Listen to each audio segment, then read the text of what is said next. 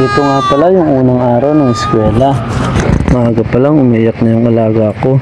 Sumama pa si Rapi Tulpo. Pinapaulit ko nga sa kanya yung kanta niya, pero hindi niya na maulit. Kaya nilibang ko na lang siya. Inuto ko siya na pupunta kami ng school. Pero walang school. Kasi yung pupuntahan namin, convenience store. Hay naku George! Ganyan na lang lagi sinasabi mo. Naisuot niya na nga yung bag niya.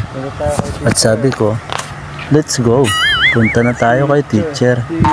Habang naglalakad nga pala kami, nakakita siya ng butterfly.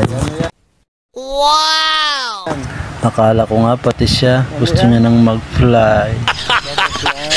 Huli, kaya niyaya ko na siya. Hanggang sa nawala sa paningin niya yung paru-paro. Sabi ko, alis na tayo. Punta na tayo doon sa bagong school mo. Nandun si teacher, naghihintay sa'yo.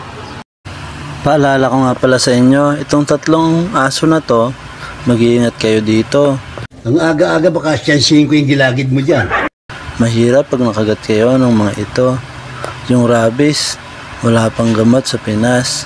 Ang meron pa lang, anti-rabies. Tanga talaga. So dire-diretso na nga pala kami dito sa bagong school ni Conan. Hinahanapin namin dito yung bagong maestro at maestra niya. Pagkapasok nga pala namin, nakita agad namin si teacher. Say hi teacher! Siya ang bagong magiging teacher ni Conan. Dahil ito nga ang bagong school ni Conan, chinika-chika pa siya ni teacher. Ano taon na yan?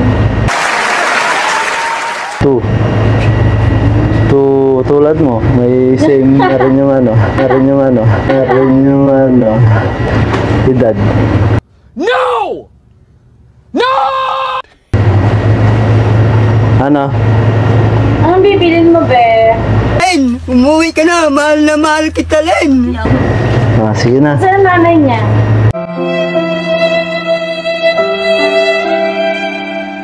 Missing pa. Ha? Hoy! Tabunan nyo! Missing. Missing? Hanap ko nga eh. Baka nandito lang sa school na to. Baka nandito lang sa school na to.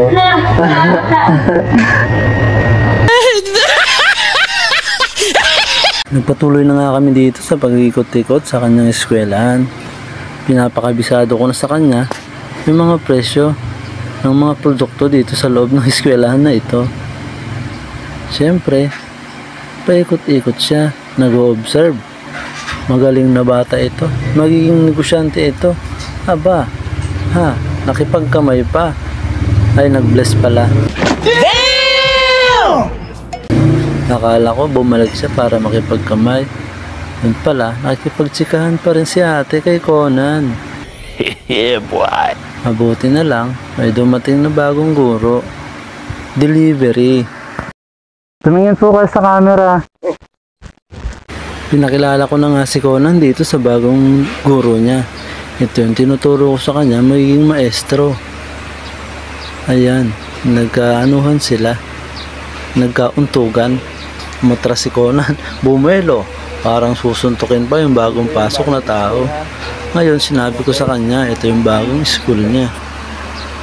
Wag wala si teacher, wag kang papasok, Conan. Ano ba yan? Tapos na ang araw na ito. Uwian na tayo. Let's go mga kaludoy.